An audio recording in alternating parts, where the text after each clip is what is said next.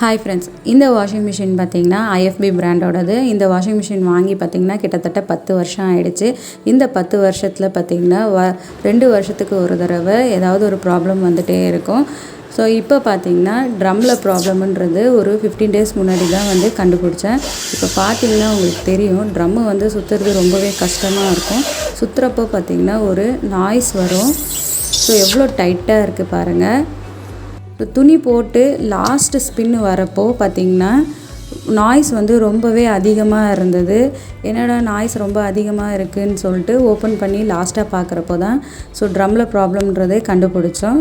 So அடிக்கடி washing மிஷினில் problem வரதால் IFB சர்வீஸ் பர்சனோட பர்சனல் காண்டாக்ட் நம்பர் வந்து நான் வாங்கி வச்சுருந்தேன். அவருக்கு நான் வந்து கால் பண்ணி கேட்டதால் அவர் என்ன சொன்னார்னா, ட்ரம்மில் தான் மேடம் ப்ராப்ளமு, நீங்கள் மிஷினை யூஸ் பண்ணாதீங்க, ட்ரம் சேஞ்ச் பண்ணுற வரைக்கும் கொஞ்சம் வெயிட் பண்ணுங்கள் அப்படின்னு சொல்லியிருந்தாங்க. ஸோ நானும் வந்து வெயிட் பண்ணின்னு இருந்தேன். கிட்டத்தட்ட ஒரு 1 வீக் கழித்து வந்து அவர் ட்ரம் சேஞ்ச் பண்ணி கொடுத்தாரு. ஸோ இப்போ நான் மிஷினில் வந்து துணியை லோட் பண்ணியிருக்கேன். இந்த மாடல் பார்த்திங்கன்னா எலினா SX 6 kg கெப்பாசிட்டி இருக்கிற மாடலுங்க. எப்போவுமே வந்து குவிக் வாஷ் தான் நான் ப்ரிஃபர் பண்ணுவேன். ஸோ மிஷினில் துணி லோட் பண்ணிவிட்டு ஆஸ் யூஷுவல் வந்து குவிக் வாஷ் மோடை வந்து நான் ஆன் பண்ணி விட்டுட்டேன். ஸோ இப்போ மிஷின் பார்த்திங்கன்னா ஸ்டார்டிங்கில் ரன் ஆகிறப்போ நல்லா தான் ஸ்பின் ஆகுது. ஸோ எந்த ஒரு நாய்ஸும் இல்லை. இப்போ பாருங்கள், ரெகுலராக ஸ்பின் ஆகிற மாதிரி தான் ஸ்பின் ஆகுது. ஃபைனலாக ஸ்பின் ஆகிறப்போ ஒரு லார்ஜ் ஸ்பின் இருக்கும் பார்த்திங்களா, அந்த ஸ்பின் அப்போ பார்த்திங்கன்னா பயங்கர நாய்ஸியாக இருக்குது. ஸோ இந்த வாஷிங் மிஷின் வாங்கி பார்த்திங்கன்னா 10 வருஷம் கிட்ட ஆகிடுச்சு. இந்த 10 வருஷத்தில் 5 வருஷம் அப்போது வந்து ஒரு தடவை ட்ரம்மை மாற்றியிருந்தோம். ஸோ அப்போ ட்ரம் மாற்றுறப்போ என்ன காரணம்ன்ட்டு அவர்கிட்ட கேட்டிருந்தேன். அவர் என்ன சொன்னார்னா, நீங்கள் டிட்டர்ஜென்ட் யூஸ் பண்ணுறதால தான் உங்களோட ட்ரம்மு போயிடுச்சு, நீங்கள் வந்து டிட்டர்ஜென்ட் யூஸ் பண்ணாதீங்க, எங்ககிட்ட விற்கிற லிக்விடை யூஸ் பண்ணுங்கள், அப்போ தான் வந்து உங்களுக்கு ட்ரம்முக்கு லாங் லைஃப் வரும்னு சொல்லியிருந்தார். ஸோ அதுக்கப்புறமே பார்த்திங்கன்னா நான் வந்து டிட்டர்ஜென்ட் யூஸ் பண்ணுறதை விட்டுட்டு லிக்விட் யூஸ் பண்ண ஆரம்பிச்சிட்டேன். ஸோ லிக்விட் யூஸ் பண்ணி ஆரம்பித்து நான் 5 இயர்ஸ் ஆகிடுச்சு. இந்த 10 இயர்ஸ் கேப்பில் இது வந்து நான் 2வது தடவை ட்ரம் சேஞ்ச் பண்ண போகிறேங்க. ஸோ பார்த்திங்கன்னா இந்த ட்ரம்மோட லைஃபே பார்த்திங்கன்னா 5 இயர்ஸ் ஒன்ஸ் மாற்றுற மாதிரி தான் இருக்குது. ஸோ டிட்டர்ஜென்ட் பவுடர் யூஸ் பண்ணுறப்போவும் பார்த்திங்கன்னா 5 இயர்ஸ்க்கு ஒரு தடவை மாற்றிட்டேன். இப்போ லிக்விட் யூஸ் பண்ணி 5 இயர்ஸ் ஆகிடுச்சு. ஸோ 5 இயர்ஸ் கழிச்சு இப்போயும் வந்து ட்ரம்மில் ப்ராப்ளம் வந்திருக்கு. ஒரு 1 இயர் முன்னாடி பார்த்திங்கன்னா வாஷிங் மிஷினில் ஷாக் அப்சர்வ் ப்ராப்ளம் இருந்தது. So shock observe problem repair பண்ணுறப்போ அவர் வந்து என்ன சொன்னார்னா, வாஷிங் மிஷினை வந்து நீங்கள் வாரண்ட்டி டாப்அப் பண்ணிக்கோங்க, அப்போ தான் உங்களுக்கு அடிக்கடி ரிப்பேர் ஆகிறது உங்களுக்கு மேனேஜ் பண்ண முடியும்னு சொல்லியிருந்தாங்க. ஸோ நாங்களுமே பார்த்திங்கன்னா வாரண்ட்டியை டாப்அப் பண்ணிட்டோம். 1500 கிட்ட கொடுத்து வாரண்ட்டி டாப்அப் பண்ணியிருந்தோம். அவர் சொல்கிறதுக்கு ஏற்ற மாதிரியே பார்த்திங்கன்னா வருஷத்துக்கு ஒரு தடவை ஏதாவது ஒரு ப்ராப்ளம் வந்துனே இருக்குங்க. இப்போ வந்து ட்ரம்மில் ப்ராப்ளம் வந்துருக்கு. ஸோ சர்வீஸ் பர்சனை காண்டாக்ட் பண்ணி வாரண்ட்டி டாப்அப் முடிஞ்சிடுச்சா, ஸோ ட்ரம்மில் இருக்கிற ப்ராப்ளம் வந்து வாரண்ட்டிலேயே கவர் ஆகிடுமான்னு கேட்டிருந்தேன். அவர் வந்து செக் பண்ணிவிட்டு சொல்கிறேன்னு சொல்லியிருந்தார். செக் பண்ணிவிட்டு ஆகஸ்ட் மந்தில் உங்களோட வாரண்ட்டி முடிய போகுதுன்னு சொல்லியிருந்தாங்க. ஸோ நானுமே வந்து வாரண்ட்டி முடிகிறதுக்குள்ளே வந்து ட்ரம் சேஞ்ச் பண்ணி கொடுத்துருங்கன்னு சொல்லி கேட்டிருந்தேன். இந்த ஸ்பின் முடிகிறப்போ நீங்கள் அப்சர்வ் பண்ணிங்கன்னா உங்களுக்கு தெரியும், ஒரு மாதிரி சவுண்டு வரும், டப்ப டப்பன்னு அடிச்சிக்கும். மிஷினும் பார்த்திங்கன்னா கொஞ்சம் தூக்கி தூக்கி போடும்.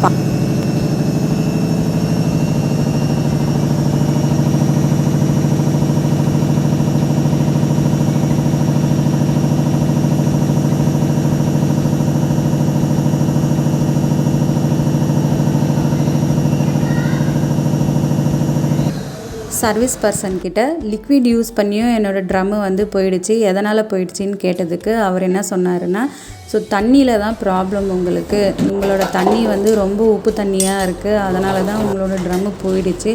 ஸோ நீங்கள் வந்து கண்டிப்பாக இந்த தடவை ஃபில்டர் மாட்டினா தான் உங்களுக்கு ட்ரம்முக்கு லாங் லைஃப் வரும்னு சொல்லியிருக்காங்க. கம்ப்ளைண்ட் ரைஸ் பண்ணி 1 வீக் ஆகிடுச்சு. ட்ரம் ஆர்டர் பண்ணால் தான் வரும்னு சொல்லியிருந்தாங்க. ஸோ ட்ரம்முக்காக வெயிட் பண்ணியிருந்தோம். ட்ரம்மும் வந்துடுச்சு. ஸோ சர்வீஸ் பர்சனும் வந்துட்டாங்க. இப்போது வாஷிங் மிஷினில் எப்படி அவர் ட்ரம் சேஞ்ச் பண்ணுறாருன்னு பார்க்கலாம். ஸோ இந்த சர்வீஸ் பர்சனை பற்றி வந்து கண்டிப்பாக சொல்லியே ஆகணும். இவர் வந்து எப்போது மிஷினில் ப்ராப்ளம் வந்தாலும் காண்டாக்ட் பண்ணி அவர்கிட்ட கேட்டால் அவர் வந்து கொஞ்சம் கூட ஹெசிடேஷனே இல்லாமல் நல்லா நீட்டாக நமக்கு புரிகிற மாதிரி என்ன பிரச்சனைன்றதை அவர் தெளிவாக சொல்லிடுவார்.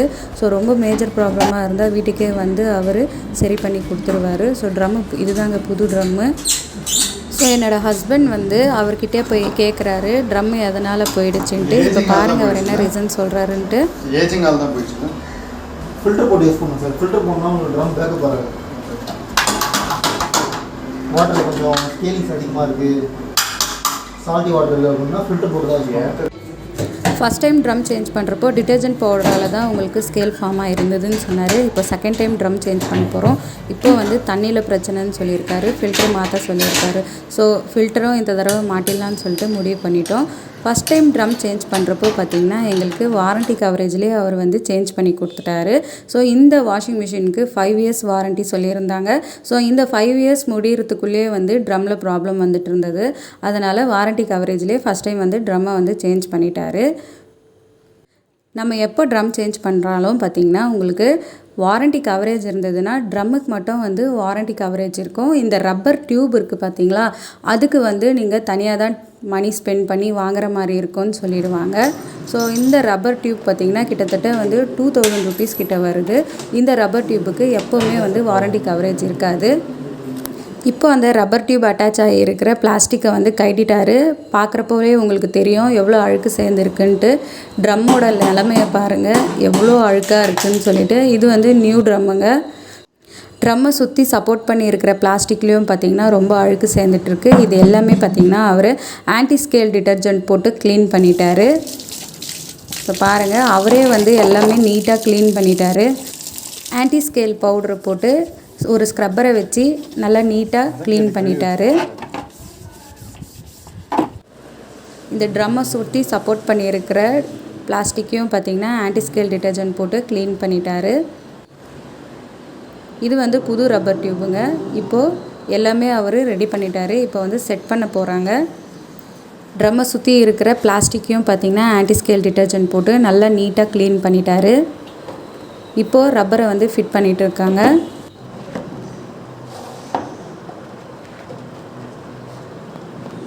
ஸோ இது எல்லாமே எவ்வளோ சார்ஜ் ஆச்சுன்னு பார்த்தீங்கன்னா உங்களுக்கு இந்த ரப்பர் டியூப் வந்து 2000 ருபீஸ் கிட்ட வந்தது. ஆன்டி ஸ்கேல் டிட்டர்ஜென்ட்டுக்கு வந்து அவர் வந்து ஒரு ஸ்கேல் டிட்டர்ஜென்ட் பவுடருக்கு 200 ருபீஸ் சார்ஜ் பண்ணாங்க. மொத்தம் 2 பேக்கெட் யூஸ் பண்ணார். அதுக்கு 400 ருபீஸ் ஆகிடுச்சு.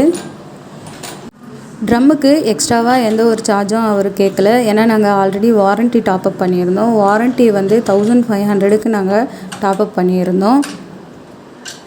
ஃபில்டருக்கு 1500 ருபீஸ் சார்ஜ் பண்ணியிருந்தாங்க. ஸோ அது இதுன்னு சொல்லி எங்களுக்கு 5000 ருபீஸ் கிட்ட ஆகிடுச்சு. அது கூடவே வாரண்ட்டியும் நாங்கள் டாப்அப் பண்ணியிருந்தோம். மொத்தமாக 1600 ருபீஸ் ஆகிடுச்சிங்க. ஸோ இது பார்த்திங்கன்னா ஒரு திடீர்னு வந்து தவிர்க்க முடியாத செலவு. ஸோ வேறு வழியே இல்லை, இந்த செலவு வந்து நம்ம பண்ணியே ஆகணும். ஏன்னா வந்து இப்போ இருக்கிற லைஃப் ஸ்டைலுக்கு வாஷிங் மிஷின் இல்லாமல் இருக்க முடியாது. அவ்வளோதான், இப்போ மிஷின் ரெடி ஆகிடுச்சு. ஃபைனலாக மேலே இருக்கிற டோரையும் அவர் க்ளோஸ் பண்ணிட்டாங்க. இப்போது ஸ்பின் பண்ணுறப்போ உங்களுக்கு தெரியும் எவ்வளோ டிஃப்ரென்ஸ் இருக்குதுன்னு சொல்லிட்டு. பாருங்கள் எவ்வளோ ஸ்மூத்தாக ஸ்பின் ஆகுது. நாங்கள் என்ன தான் வாரண்ட்டியை டாப்அப் பண்ணியிருந்தாலும் அந்த சார்ஜ் இந்த சார்ஜுன்னு சொல்லிவிட்டு மொத்தமாக எங்ககிட்ட 5000 ருபீஸ் செலவாயிடுச்சு. ஃபைனலாக ஃபில்டரும் மாட்டியாச்சு. ஸோ இப்போ இந்த ட்ரம்மோட லைஃப் எத்தனை நாள் வருது பார்க்கலான்ட்டு மனசில் நினச்சிக்கிட்டேன்.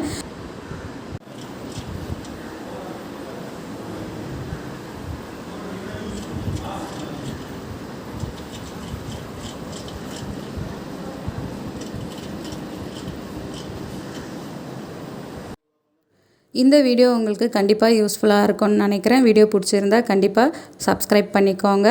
இந்த மாதிரி மிஷினில் ப்ராப்ளம் இருக்கிறவங்களுக்கு இந்த வீடியோவை ஷேர் பண்ணிக்கோங்க. தேங்க்யூ.